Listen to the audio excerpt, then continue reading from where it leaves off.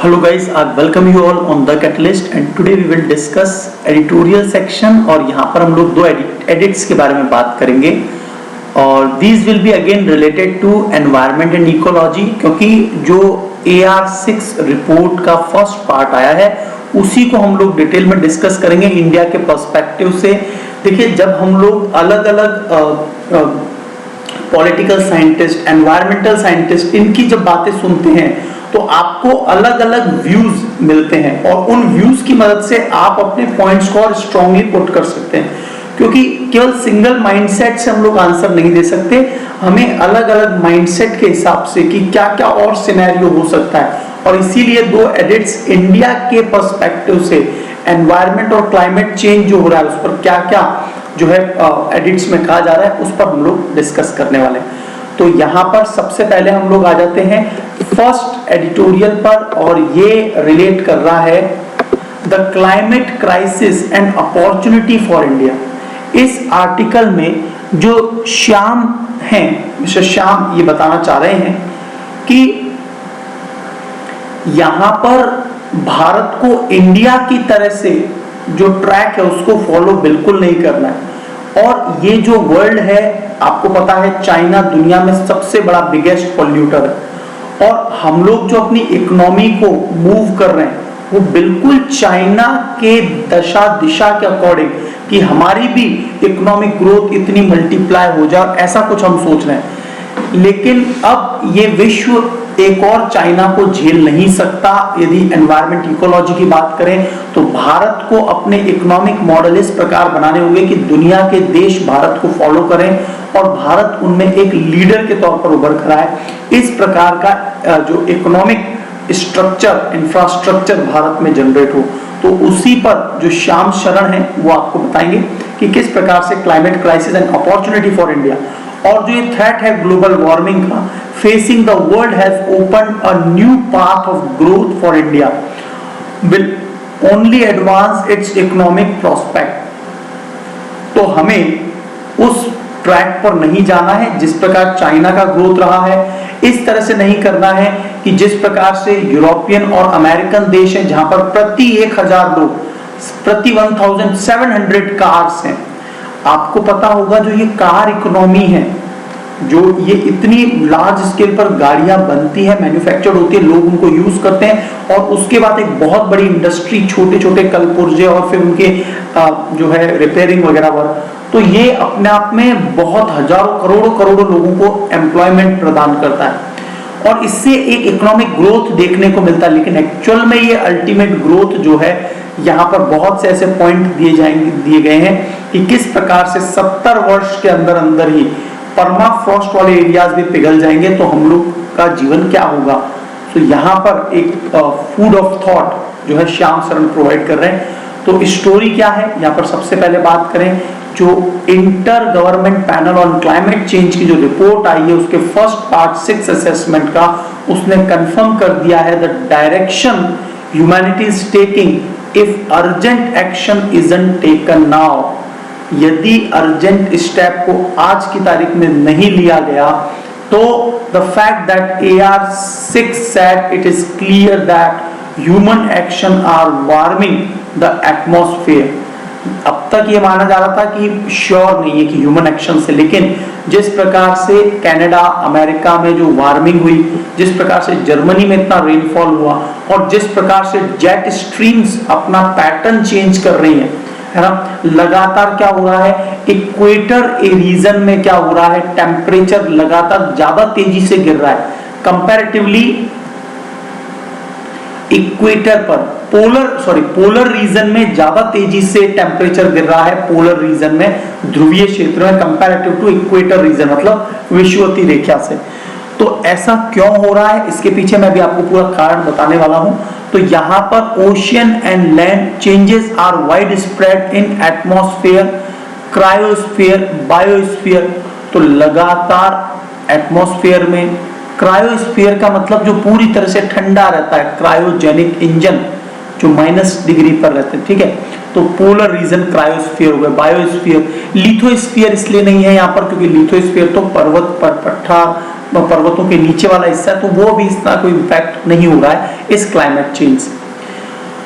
तो now not tomorrow, तो अब जरूरत है कि आज इस पर काम करना शुरू किया जाए। IPCC now telling us about the change that have already happened. IPCC ने बहुत से ऐसे चेंज के बारे में बात की है और ये इररिवर्सिबल है, पूरी तरह से इररिवर्सिबल है ये चीजें, क्योंकि एक बार ये शुरुआत होने लग रहा है तो अभी से कुछ चीजें तो इररिवर्सिबल बनना शुरू हो गई है। Adopting to those is mankind challenge, और उनको अडॉप्ट करना, हमने प्रीवियस लेक्चर में बात की थी कि यदि ह्यूमन इंटरवेंशन की मदद से यदि कार्बन डाइऑक्साइड को बहुत ज्यादा सख्त भी कर लिया जाएगा तो बहुत सारे पेड़ पौधे इत्यादि वो जो एक पूरा इकोलॉजिकल सिस्टम है वो तबाह हो जाएगा। तो बहुत बड़ा ह्यूमन इंटरवेंशन भी नेगेटिव फॉल आउट के तौर पे काम करेगा। तो इसका केवल एक ही इलाज है और वो ये कि हमें आज से ही जो ये क्रूड ऑयल, कोल, पेट्रोल, गैस, इन सब को छोड़कर रिन्यूएबल एनर्जी को अपनाना होगा। और रिन्यूएबल एनर्जी में भी जो आप देख रहे हैं सोलर पैनल प्लेट्स जो हैं उनका भी कोई प्रॉपर प्रोसेसिंग होना चाहिए कि जब वो वेस्ट में चले जाते हैं तो अपने आप में बहुत बड़ा एक जो है जिस प्रकार से प्लास्टिक वेस्ट होता है उसी प्रकार से सोलर पैनल वेस्ट के तौर पे वो आगे आने वाले समय में देखने को मिलेंगे। सो यहाँ पर बहुत सारे मैनकाइंड चैलेंजेस जो है, adopting those is Mankind challenges, और उनको अपनाना अपने आप में पूरी मानव प्रजाति के लिए एक बहुत बड़ा चैलेंज है। और and then come avoid cataclysmic change. Cataclysm क्या होता है भाई? एक प्रकार का disaster, annihilation, cataclysm, catastrophe, disaster, havoc, right, havoc, ये सभी डिजास्टर के लिए वर्ड यूज किए जाते हैं। From here in fragile life sustaining system that enable human existence.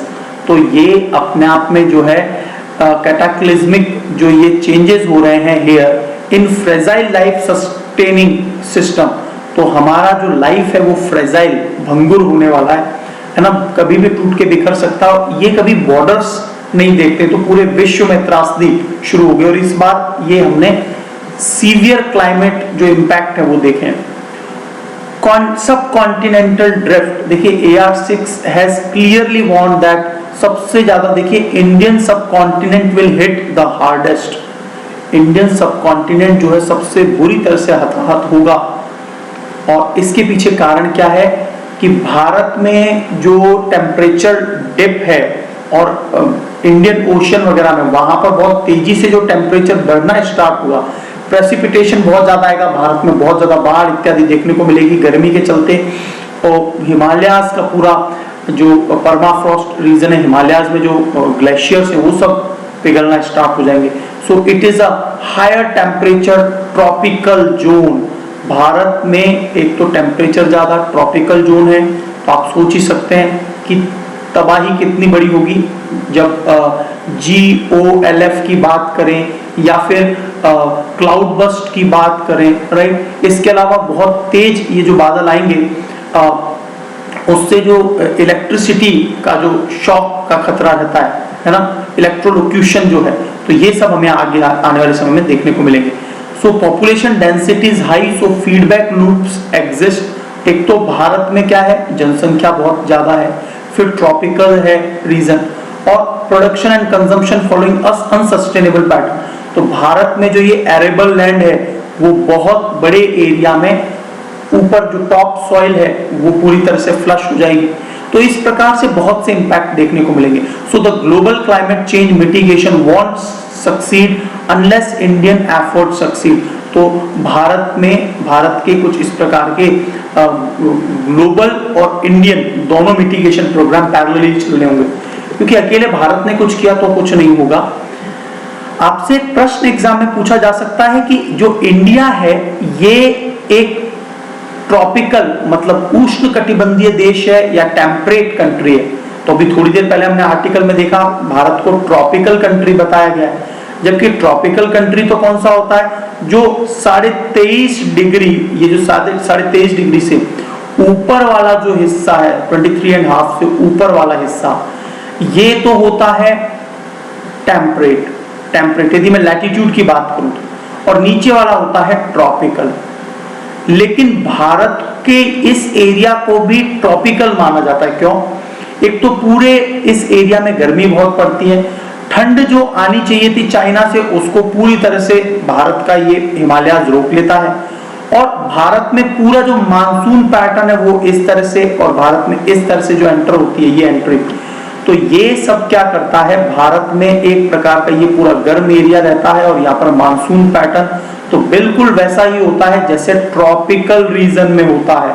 और इसके अलावा कल्चरल रीजन भी है, और कल्चरल रीजन में क्या है कि यहाँ का जो कल्चर है, गर्मी ज्यादा पड़ने की वजह से लोग उसी प्रकार के एनवायरनमेंट में रहते हैं और उसी अनुसार उन्होंने ड्रेसिंग सेंस इत्यादि को अपनाया हुआ है। तो भारत एक ट्रॉपिकल कंट्री ज्यादा है, टेम्परेट रीजन होने के बावजूद हम लोग टेम्परेट नहीं मानते हैं। Is it clear?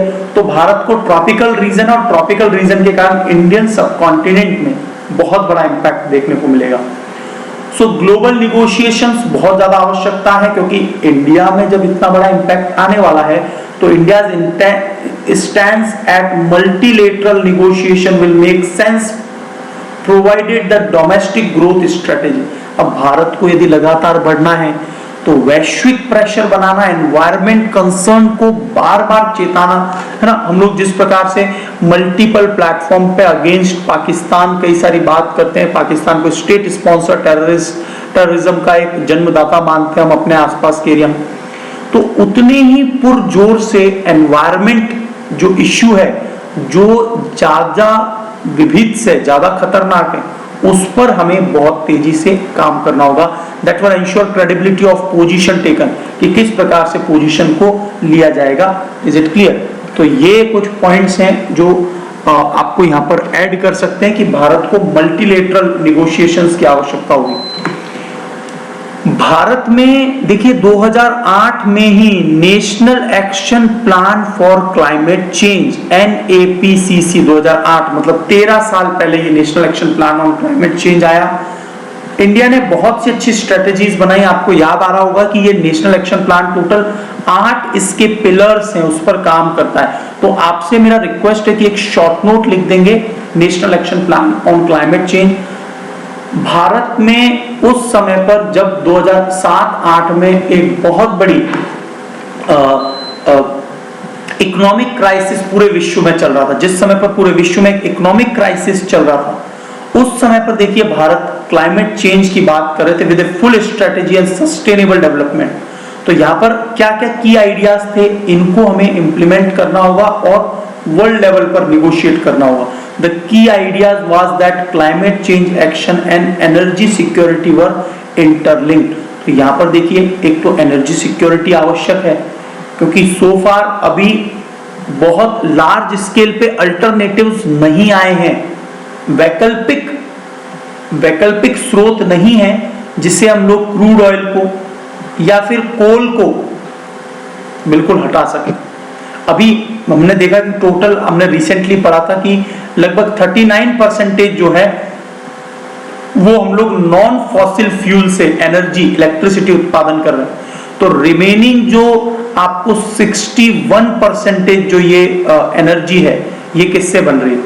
ठीक है, क्रूड ऑयल या फिर मेनली कोयले से। तो एनर्जी सिक्योरिटी भी है, साथ ही साथ में हमको क्लाइमेट चेंज एक्शन भी करना है, ये आपस में इंटरलिंक्ड है।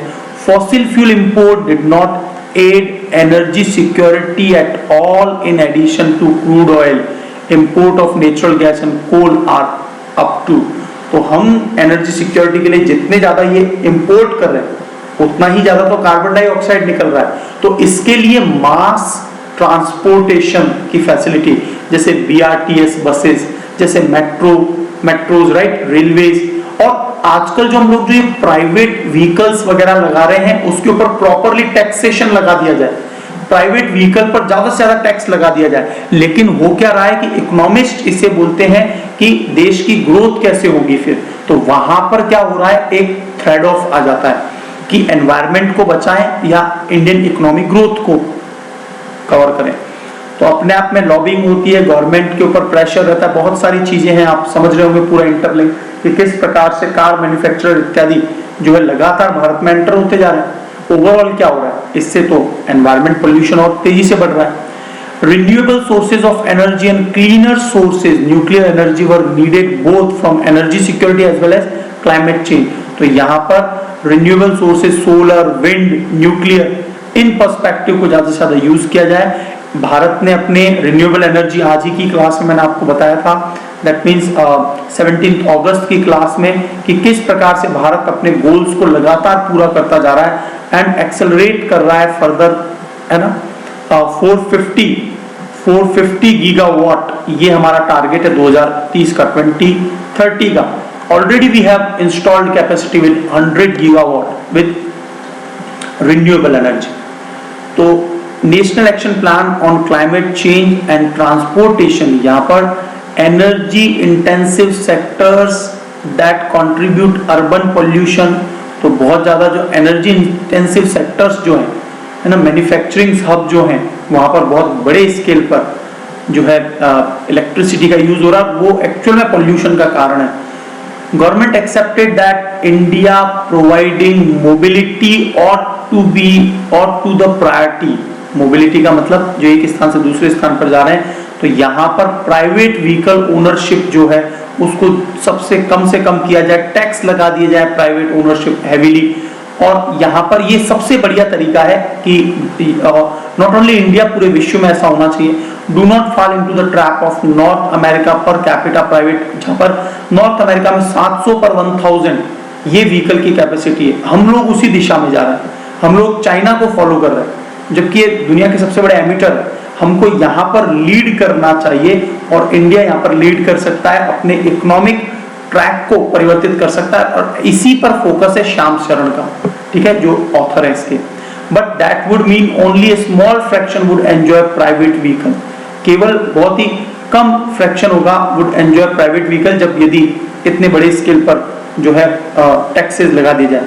Sometime aberrant given in the inequality of income and wealth, और यहाँ पर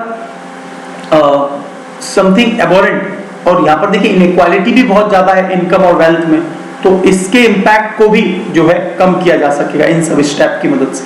तो यहाँ पर NAPCC एंड सस्टेनेबल एग्रीकल्चर, यहाँ पर भी इन्होंने बहुत अच्छे सजेशन दिए, ये बहुत ज्यादा काम के हैं। मैं आपको जरूर बोलूंगा कि ये आपको देखना भी पड़ता हूँ, जब मैं I will read out it, you will really feel कि यस ये तो बहुत अच्छे सजेशंस हैं।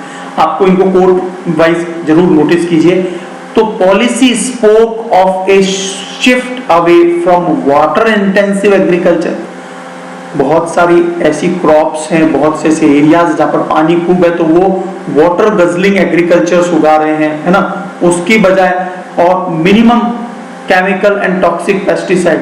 तो यहाँ पर हमें क्या है, वाटर इंटेंसिव एग्रीकल्चर से दूर होना होगा, और साथ ही साथ मिनिमम केमिकल और टॉक्सिक पेस्टिसाइड्स, क्योंकि ये जितने ज्यादा बढ़ेंगे अल्टीमेटली जब ये एक बड़े रिजर्वोयर जलाशय में पहुंचते तो उस पूरे को तबाह कर देते हैं, तो वो पोर्टेबल वाटर नहीं रह पाता। तो क्या क्या गोल है, देखिए पहला गोल was an agriculture that would be water frugal, जिसमें पानी कम से कम लगे, माइक्रो न्यूट्रिएंट बेस्ड, आपको पता है ना ड्रिप इरिगेशन से पानी के साथ ही न्यूट्रिएंट्स भी दे दिए जाते हैं, बहुत ही कम, क्योंकि देखिए जड़ों को बहुत ज्यादा पानी नहीं चाहिए, जो कि हम लोग पूरा पूरा लबालब भर देते हैं खेतों को। एंड नॉन पेस्टिसाइड्स का प्रयोग करें, जीरो बजट फार्मिंग पर हम लोग फोकस करें। It would reverse the water scarcity, तो देखिए नॉट ओनली पानी हम लोग वाटर ब्लॉक से निकाल रहे हैं, बल्कि ये पेस्टिसाइड के कारण पूरे पूरे जलाशय बर्बाद हो रहे हैं, पूरा पूरा जो वाटर साइकिल है, ग्राउंड वाटर, वो सब बर्बाद होता जा रहा है। सो reverse the declining natural soil fertility, और इससे क्या हो रही है, जो प्राकृतिक मृदा की जो उर्वरकता है वो लगातार कम हो रही है। तो इसके लिए हमें रोकना होगा एंट्री ऑफ कार्सिनोजेनिक एलिमेंट। अब ये सब एग्जांपल आप जानते हैं, पंजाब के अंदर इतने ज्यादा पेस्टिसाइड्स यूज होने की वजह से, और एक और रीजन है वहां पर बहुत ज्यादा ड्रग्स इत्यादि का भी वो प्रचलन है। तो कार्सिनोजेनिक एलिमेंट्स हमारे फूड चेन में लगातार बढ़ते जा रहे हैं। दिस विल इमीडिएट रिड्यूस, और इससे क्या होगा, ग्रीन हाउस एमिशंस कम होंगे एंड रेजिंग एग्रीकल्चरल प्रोडक्टिविटी। तो यहाँ पे ग्रीन हाउस एमिशन भी कम होगा, और साथ ही साथ में क्योंकि ग्रीन हाउस एमिशन क्यों कम होगा? देखिए केमिकल्स, टॉक्सिक पेस्टिसाइड इत्यादि को बनाने में, या फिर बहुत ज्यादा जब पानी निकालना होता है तो उसके लिए सबसे ज्यादा किसकी जरूरत है? बिजली की। इलेक्ट्रिसिटी कहां से आ रही है? थर्मल पावर प्लांट से, मैक्सिमम थर्मल पावर प्लांट है। तो ओवरऑल इन सबको कम किया जाएगा तो देखिए लॉन्ग लास्टिंग इंपैक्ट किस पर हो रहा है कि ओवरऑल ग्रीन हाउस एमिशन कम हो जाएगा, क्योंकि इलेक्ट्रिसिटी डिमांड ही कम हो जाएगी। Is it clear? तो यहां पर national action plan on climate change का ब्रॉड गोल क्या है? It shows that such method sustainability promotion could address climate change too. तो ये एड्रेस आसानी से कर सकता है, रोकने में मदद कर सकता है। But NAPCC has been patchy, ये पैची है, other than solar energy mission and enhancing energy efficiency in its 13-year journey NAPCC now need updation। तो बहुत लंबा समय हो गया है, तो अब इस national action plan for climate change इसको जो है अपडेशन की आवश्यकता है। तो यहां पर आप समरी के तौर पे क्या बता सकते हैं कि India can chart a new development path. हम दुनिया से परे हटकर एक ऐसा एग्जाम्पल सेट करें और इस एग्जाम्पल को दुनिया के बहुत सारे देश फॉलो कर सकते हैं। हमारी सॉफ्ट पावर भी इंप्रूव होगी। क्लाइमेट फ्रेंडली, तो that is climate friendly environment. The mass consumption जो है उसकी बजाय मास ट्रांसपोर्टेशन का प्रयोग किया जाए। Energy intensive models of west is not applicable here. China adopted that too, China ने भी उसी वेस्ट को पैटर्न को अपनाया और भारत भी उसी को कॉपी करने की कोशिश कर रहा है। World cannot have another China at all now and that time is gone, let India show the way। और भारत को दुनिया को रास्ता दिखाना चाहिए, क्योंकि ऐसा समय आ गया है कि जो 70 साल बाद जो परमाफ्रॉस्ट से पानी पूरा पिघलने की बात थी वो परमाफ्रॉस्ट अभी से पिघलना स्टार्ट हो गया। तो अपने आप में ये एक अलार्मिंग बेल जो है सबके लिए। तो यहां पर based on these facts of this article editorial आप जो है यहाँ पर इन तीनों क्वेश्चन के आंसर दीजिए। India need not lose hope due to onset of worst effect of climate change. Bharat को भी अपनी आशा नहीं छोड़नी चाहिए ये वर्स्ट इफेक्ट जो हो रहा है क्लाइमेट चेंज का, because the sustainable growth trajectory it can chart will be role model for the world. और भारत का ये जो सतत ग्रोथ रहेगा जिसमें हम एनवायरमेंटल वैल्यूज को एड ऑन करते जा रहे हैं, ये पूरे विश्व के लिए एक रोल मॉडल के तौर पर प्ले करेगा। Do you agree? क्या आप एग्री करते हैं? और आप यहाँ पर जो है 150 वर्ड्स में अपना आंसर दीजिए। The role played by mass consumption via energy intensive production method in bringing the climate disaster upon mankind। तो जो बहुत ही ज्यादा एनर्जी इंटेंसिव प्रोडक्शन हो रहा है, इतने लेवल पे कंजम्पशन हो रहा है और पूरा का पूरा जो है ना उपभोक्तावाद में हम लोग जा रहे हैं, कंज्यूमरिज्म की तरफ हम लोग मूव कर रहे हैं। तो यहाँ पर किस प्रकार से क्लाइमेट डिजास्टर और ज्यादा भयंकर रूप ले रहा है।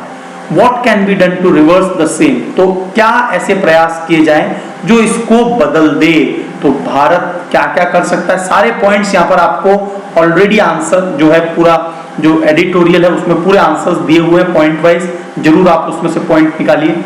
एक्सप्लेन एंड अपने खुद के भी वैल्यू एडिशन कीजिए। आपके जो इंपॉर्टेंट सजेशंस हैं, आप जो लगता है आपने कुछ और एडिटोरियल पढ़े वहां के भी इंपॉर्टेंट पॉइंट्स को इस प्रकार निकालिए।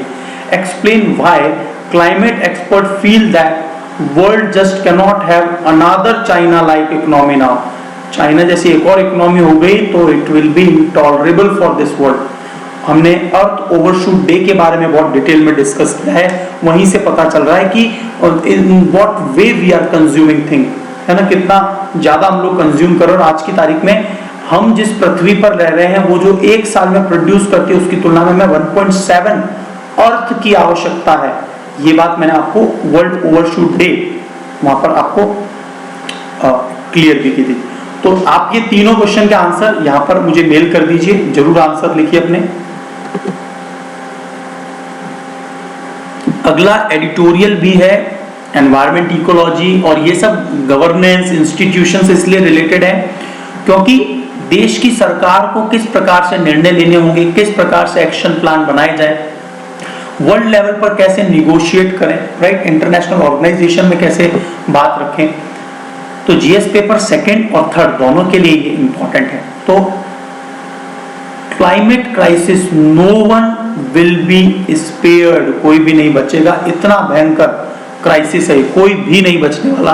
और यहाँ पर जो अर्णब घोष कह रहे हैं, बहुत बड़े ही मतलब सेंटिमेंट इनके दिखेंगे आपको एडिटोरियल में, क्योंकि किस प्रकार से इन्होंने बोल दिया कि no one will be spared, कोई भी नहीं बचेगा। तो ये अपने आप में biggest lesson from the IPCC report is that the descent is here, the future is now and the time is act was yesterday.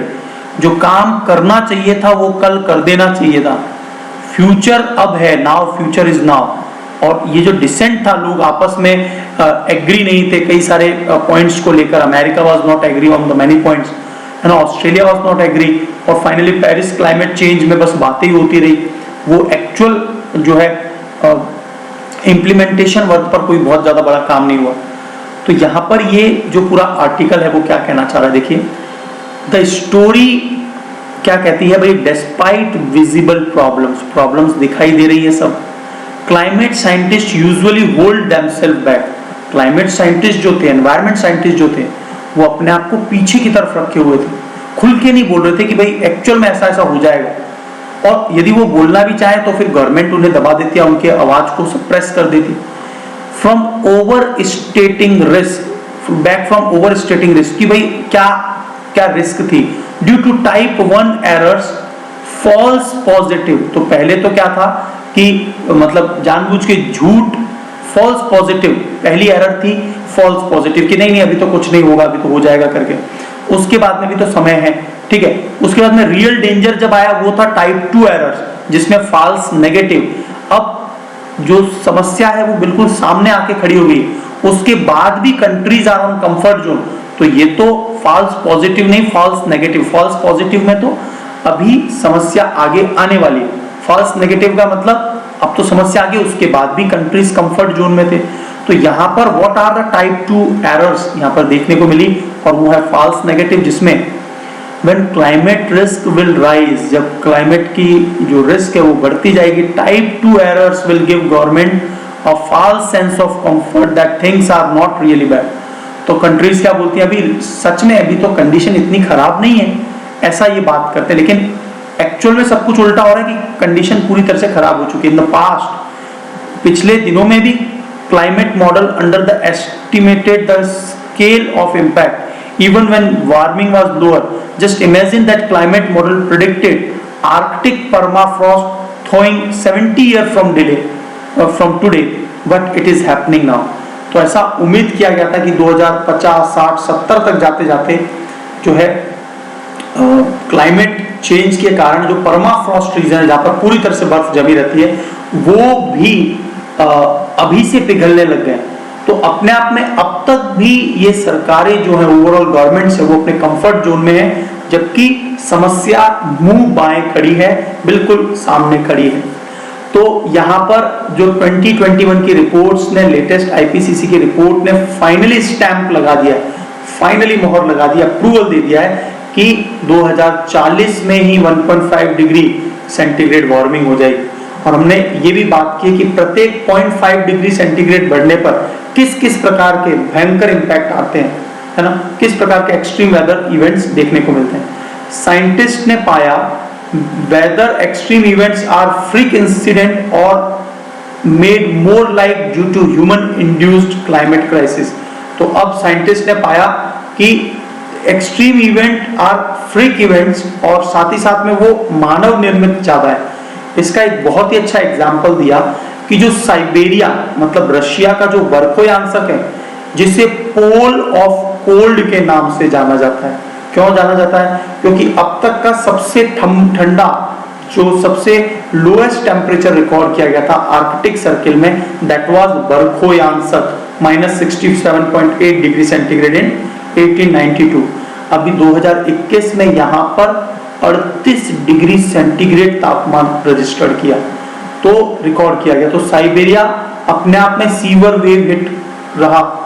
Anthropogenic है सब कुछ, ये अब सब कुछ क्लियर है। जर्मनी की रेनफॉल, ऑस्ट्रेलिया, और अभी जो ग्रीस के अंदर आप देख रहे हैं फायर, जो जो जंगलों में जो आग लग रही है, दावानल जिसे हिंदी में दावानल कहा जाता है, ये सभी जो इवेंट्स हैं, और जो ये इरेटिक मानसून पैटर्न आप देख रहे होंगे, इरेटिक मानसून पैटर्न अभी इस बार पूरे भारत में रहा, तो ये सब जो है क्लियर इंपैक्ट दिखाई दे रहा। Extremes and norms, today's extreme are tomorrow's norms.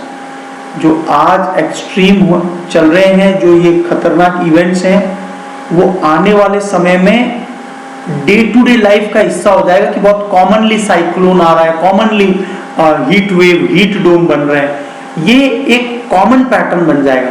ये बहुत अच्छा वर्ड है, आप इसको जरूर अपने कोट में लिखिए, जब भी कभी लिखते हैं ये टर्म्स बहुत अच्छी होती हैं। Today's extremes are tomorrow's norms, ये पॉइंट जरूर याद रखेंगे।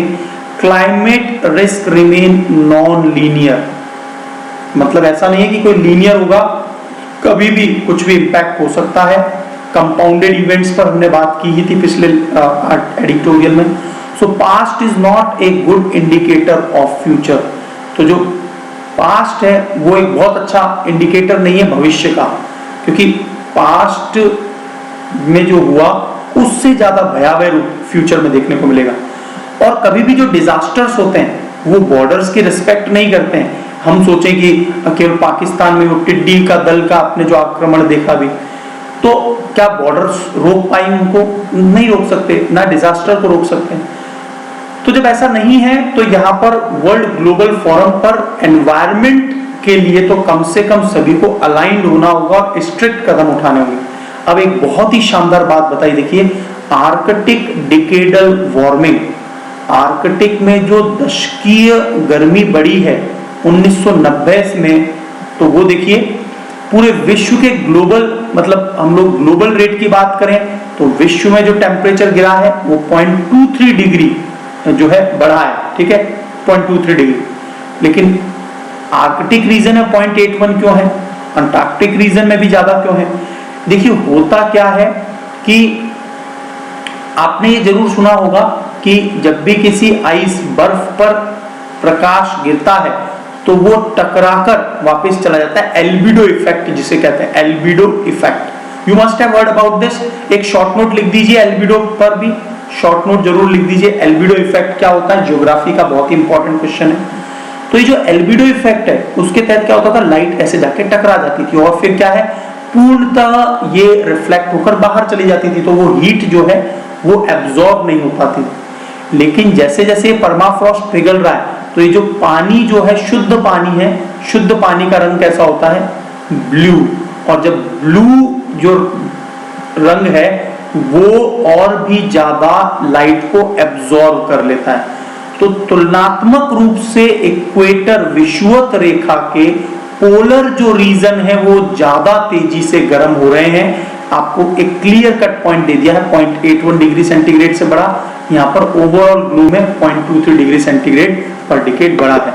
आई थिंक ये पॉइंट क्लियर हो गया होगा कि क्यों आर्कटिक रीजन में टेम्परेचर इतना तेजी से बढ़ रहा है। So melting ice means rise in sea level, जो ये आइस मेल्ट हो रही है उसके कारण सी लेवल बहुत तेजी से बढ़ रहा है। By 2100 average rise would be 1 meter. 1 meter का मतलब ओवरऑल 1 मीटर है, तो कहीं पर 8, 6, 10 मीटर, 5 मीटर, जिसमें 12 शहर के तो नासा ने क्लियर कट बता दिया कि वो डूब जाएंगे 2100 तक आते आते। तो सी लेवल लगातार राइज हो रहा है, लगातार पानी का, ऐसा नहीं है कि आर्कटिक एरिया की और अंटार्कटिक एरिया की बर्फ पिघल रही है इसीलिए सी राइज हो रहा है। जब भी आप पानी को गर्म करते, किसी चीज को गर्म करेंगे तो वो भी अपने आप में प्रसार करता है, एक्सपेंशन करता है, इसीलिए भी क्या हो रहा है। और पूरे ग्लोबल वार्मिंग जो बढ़ रही है, तो वो ग्लोबल वार्मिंग जा कहां रही है, उनको एब्जॉर्ब कर रहे हैं ओशियंस, तो ओशियंस एब्जॉर्ब कर रहे हैं और साथ ही साथ में परमाफ्रॉस्ट वाले वो blue colour. Is it clear? तो जो blue sea water absorb more heat than white sea water, so the melting sea ice create a feedback loop और more heat get trapped in the sea triggering more thawing, और इसीलिए क्या हो रहा है, बहुत तेजी से ये टेम्परेचर बढ़ता जा रहा है। यहाँ पर AMOC मतलब आर्कटिक मेरीडियोनल ओवरटर्निंग सर्कुलेशन, जो गर्म जलधाराएं इक्वेटर से आर्कटिक रीजन की ओर जाती थी, वो वार्म जो वाटर है नॉर्थ में, वो अब डिसरप्ट हो चुका है, दैट विल डिसरप्ट रेन। तो ये जो सर्कुलेशन है इसका ऑर्डर भी पूरी तरह से बिगड़ गया। क्यों? क्योंकि आर्कटिक आइस जो मेल्ट हो रही है तो वो लगातार वाटर जो है वो नीचे जा रहा है, तो ये गर्म जो वेव्स चलती हैं, है ना, जो स्ट्रीम्स चलती हैं, वो स्ट्रीम अब प्रॉपरली वो साइकिल नहीं है, और वो ओवरटर्निंग होने की वजह से क्या हो रहा है, रेनफॉल पैटर्न पूरी तरह से डिस्टर्ब हो जाएगा साउथ अमेरिका का, इंडिया का। क्योंकि जो पिछले दिनों में जो ये देखिए, ऐसा नहीं है केवल एनवायरनमेंट में, बल्कि जो वेव पैटर्न चेंज होगा उससे रेनफॉल पैटर्न अगेन इरेटिक हो जाएगा। Is it clear? एक और चीज जो परमाफ्रॉस्ट थ्रेट पर मैंने ऑलरेडी बात कर दी थी कि भाई जो परमाफ्रॉस्ट रीजन है ना, यहाँ पर बहुत बड़ी मात्रा में कार्बन ट्रैप्ड है। तो जैसे ये परमाफ्रॉस्ट रीजन पिघलेगा तो बड़ी मात्रा में, up to 89% will vanish. IPCC ने बोला है कि एटमॉस्फेयर से permafrost hold twice as much carbon dioxide as does the atmosphere, और melting it is a bad omen. तो ये एक बुरा संकेत है। Up to 89% will vanish by 2100। तो ये परमाफ्रॉस्ट जो है 89% तक, सोचिए तो उस समय पर विश्व का रूप स्वरूप कैसा होगा, और हमें किस प्रकार से अपने पॉपुलेशन, हमारे जो टारगेट्स हैं, अब हम लोग तो बात कर रहे हैं, नीति आयोग 2031 की बात कर रहा है, 2030 की बात कर रहा है, हमें आने वाले 50 और 100 साल के टारगेट्स पर इन जो इवेंट्स है उनके इम्पैक्ट के अनुसार जो है इम्प्लीमेंटेशन गोल सेट करने होंगे। जेट स्ट्रीम बहुत ज्यादा अफेक्ट हो गई है, क्योंकि क्या हो रहा है, ऊपर से ठंड जो है नीचे की तरफ लगातार मूव कर रही है। तो जेट स्ट्रीम जो बहुत स्ट्रिक्ट टाइट चला करती थी वो आजकल लूज हो गई है, और वो धीरे धीरे क्या हो रही है, पोल पर रिड्यूस होता जा रहा है। तो देखिए, northern hemisphere with more warming, the temperature gap between equator and pole, लगातार क्या हो रहा है, आपने प्रेशर बेल्ट्स का कॉन्सेप्ट जरूर पढ़ा होगा। How many of you have read the pressure belt? Short note लिख दीजिए, एक डायग्राम बना दीजिए, प्रेशर बेल्ट कैसे काम करती है, जेट स्ट्रीम किस स्पीड पर चलती है, क्या रोल है उनका, और रेनफॉल में कैसे मदद करती है वो। क्या जेट स्ट्रीम मावट की जो वर्षा होती है, जो विंटर रेनफॉल भारत में होता है, जो मेडिटेरेनियन सी से जो रेनफॉल होता है, क्या उसमें भी मदद करती है? जरूर बताइए, ये सब क्वेश्चंस इंटरलिंक्ड है सभी। तो यहाँ पर इक्वेटर एंड द पोल, इसका टेम्परेचर लगातार जो गैप है वो कम होता जा रहा है, और इससे क्या है, jet stream oscillation towards south. तो वो जेट स्ट्रीम ऑसिलेशन साउथ की तरफ जा रहा है, and sometime it just stall, कई बार ये रुक जाती है, and all the means more weather extreme and more drought and flood. तो कहीं पर ज्यादा वर्षा, कहीं पर बिल्कुल ड्रॉट हो जाएगा, क्योंकि ये मदद करती है उनको लाने में। Why India should worry? 75% of labour, देखिए सबसे खतरनाक रूप यहाँ पर देखिए, आपको समझ में आ जाएगा। भारत में जो लेबर फोर्स है 38 करोड़ लोग, वो 2030 तक ये जब इतनी तेज गर्मी बढ़ जाएगी तो क्या ये खुले में काम कर पाएंगे? तो सीधा सीधा जो वर्किंग आवर्स हैं वो इनके कम हो जाएंगे, और उसके कारण प्रोडक्टिविटी कम हो जाएगी, और महाराष्ट्र जैसे जो है राज्य, जो सबसे ज्यादा इकोनॉमिक हब है इंडिया के, वो पावर हाउस को सबसे ज्यादा इम्पैक्ट होगा। और बहुत से लोग यदि वर्किंग आवर्स कम नहीं करेंगे तो उनकी मृत्यु हो जाएगी। जैसे मैंने आपको कतर का एग्जांपल बताया था, वहां पर कतर में और बहरीन में बहुत से लोग इस प्रकार, इंडियन, नेपालीज वगैरह जो जाते हैं, या फिर भूटान के लोग, बांग्लादेशी लोग, उनकी मृत्यु हुई। 10,000 से ज्यादा लोग मर गए अब तक, 2010 से लेकर 2021 तक। Rich and poor, if rich things that somehow they will escape and worst outcome of the climate change, मतलब हम लोग ये सोच लें कि कल को जो रिचर्ड ब्रैंसन है, जेफ बेजोस हैं, है ना, एलॉन मस्क हैं, और माइक्रोसॉफ्ट बिल गेट्स वगैरह हैं, ये कभी मून पर अपनी कॉलोनीज बसा लेंगे या मार्स पर अपनी कॉलोनीज बचा लेंगे अपने जीवन काल में? तो ऐसा संभव नहीं है, क्योंकि वाकई में यदि हैप्पी लिविंग कॉलोनीज यदि मार्स और मून पर बसना है या किसी अन्य प्लैनेट पर बसना है, तो उसमें कम से कम 200 से 300 साल अभी जरूरत है। अभी तो केवल ट्रायल फेजेस पर काम चल रहा है, तो कोई भी इससे नहीं बच पाएगा, सभी लोग इसके इम्पैक्ट में आ जाएंगे। The general instability it will cause and will spare no one. तो अब आपको समझ में आ गया कि जो यहाँ पर अरुणव घोष, मैंने आपको बोला था बहुत ही इमोशनली ये लिखा गया एक आर्टिकल है, और वाकई में ये एक अलार्मिंग टाइम है, तो कोई भी नहीं बच पाएगा इन जनरल इनस्टेबिलिटी। तो समरी ये है, sadly the pandemic is when the worst news on climate change has arrived. वो अब आ चुकी है, but humanity still can try the minimize the damage with a cool head. तो अभी भी मानवता को एक प्रयास करना चाहिए, मिनिमाइज करना चाहिए डैमेज का विद ए कूल हेड, एक शांत दिमाग से। तो यहाँ पर हम लोग ह्यूमैनिटी हमेशा बचकर निकले इन चीजों से। हमने हर प्रकार की चीजों के सॉल्यूशन निकाले हैं, क्योंकि मानवता में बहुत बड़ी ताकत है, क्योंकि मानवता का मतलब वी ह्यूमंस, हम लोग हमेशा हर चीज के अल्टरनेट्स निकालते हैं। इसका भी निकलेगा, लेकिन ये कब निकलेगा, लेट वी सी। तो यहाँ पर अगेन 3 क्वेश्चंस हैं आपके लिए। Explain the 3 major impact that India can expect as result of climate change in coming decades. आने वाले दशकों में भारत में क्लाइमेट चेंज का क्या इम्पैक्ट, मेजर इम्पैक्ट होगा, यू कैन एक्सपेक्ट कि क्या क्या हो सकता है, लिखिए। What happened to the jet stream? तो पहले तो शॉर्ट नोट जेट स्ट्रीम पता होना चाहिए कि भाई what happened to jet stream due to constant Arctic warming. लगातार आर्कटिक वार्मिंग से जेट स्ट्रीम पर क्या इम्पैक्ट हो रहा है, explain with facts. What is going wrong with the world climate? विश्व के क्लाइमेट में क्या ये परिवर्तन चल रहा है, क्या गलती हो रही है। What can be done to minimize damage now? क्या क्या ऐसे किए जाने चाहिए प्रयास जिससे डैमेज कम हो सकता है। 5 पॉइंट दीजिए, तो आप अपने खुद के ओन जनरेटेड क्रिएटेड पॉइंट्स को यहाँ पर बता सकते हैं। तो आई थिंक आपको ये पूरा एक डिटेल में समरी जो है एनवायरमेंट इकोलॉजी के क्लाइमेट चेंज से रिलेटेड बहुत सारी बातें, और आपका अपने पॉइंट्स यहाँ से आप जनरेट कर सकते हैं। सजेस्टिव मोड में आप अपने आंसर्स को लिख सकते हैं, और ये सबसे इंपॉर्टेंट होता है कि आपका पर्सनल ओपिनियन क्या, ये ओपिनियन केवल और केवल एडिटोरियल पढ़ने पर आएगा, क्योंकि एडिटोरियल जो लिखने वाले हैं वो उस फील्ड के एक्सपर्ट होते हैं, और वो बहुत ही कंक्लूसिव बातें बताते हैं, और आपको डायरेक्टली वो पॉइंट पिक करके यदि आप अपने आंसर्स में लिखते हैं, definitely you will have the powerful answer, yes और नो। तो again you must give me the solution of these 6 questions of mains on this mail ID. You must be enjoying the lecture. Anything आप जो भी discuss करते हैं मैं जरूर पढ़ता रहता हूँ, आपके सभी मेल्स देखता हूँ, समय समय पर मैं आपके मेल्स के आंसर्स भी देता रहूंगा। सो आज के लिए इतना ही है। Thank you so much, God bless you all guys.